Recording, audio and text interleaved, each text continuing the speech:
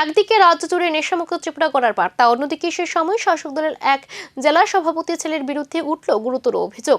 খোয়াইয়ে brown sugar সহ গ্রেফতার করা হয়েছে বিজেপি জেলা সভাপতি বিনয় দেববর্মার ছেলে সৈকত দেববর্মাকে। জানা গেছে, অভিযানে উদ্ধার হয়েছে প্রায় 3.24 গ্রাম ব্রাউন সুগার, নগদ 5,000 টাকা এবং 2টি মোবাইল ফোন। ঘটনায় আটক করা হয়েছে আরও এক অভিযুক্তকে, অমিতাভ দেববর্মাকে। দাবি, দীর্ঘদিন ধরে এলাকায় মাদক কারবারের সঙ্গে জড়িত ছিল অভিযুক্তরা। এমনকি অতীতেও একাধিকবার পুলিশের জালে ধরা পড়লেও রহস্যজনকভাবে ছাড়া পেয়ে যাওয়ার অভিযোগ উঠেছে। ঘটনার পর থেকে রাজনৈতিক মহলে শুরু হয়েছে জোর চর্চা। প্রশ্ন উঠছে, নেশামুক্ত ত্রিপুরা ডাকের মাঝে কিভাবে শাসক দলের নেতার পরিবারের নাম জড়ালো মাদক কারবারে। আজকে কি সাফল্য আসলো আপনাদের?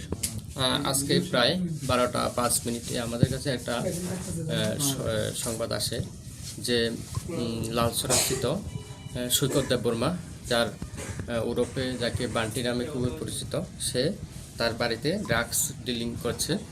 তো খবর পেয়ে আমরা সুভাষ পার্ক আউটপোস্টে সেটা নোট করি এবং সঙ্গে সঙ্গে সেটা খোয়াই থানার ওসিকে জানাই এবং আমাদের যে অথরিটিকে জানাই যে এনডিপিএসের যে আইন, সে আইন অনুযায়ী যাতে প্রসিডিউর অনুযায়ী সব কিছু ব্যবস্থা করে, সে অনুসারে আমরাও আসি। In the meantime DCM madam Salkameri Debbarma এবং একজন সিভিল উইটনেস পীযুষ দেবনাথ এবং অন্য স্টাফরাও আসে। এসে যে সৈকত দেববর্মা তার বাড়ি সার্চ করে 172টি হিরোইনের ফাইলস এবং অনেকগুলি খালি কোটা এবং হিরোইন।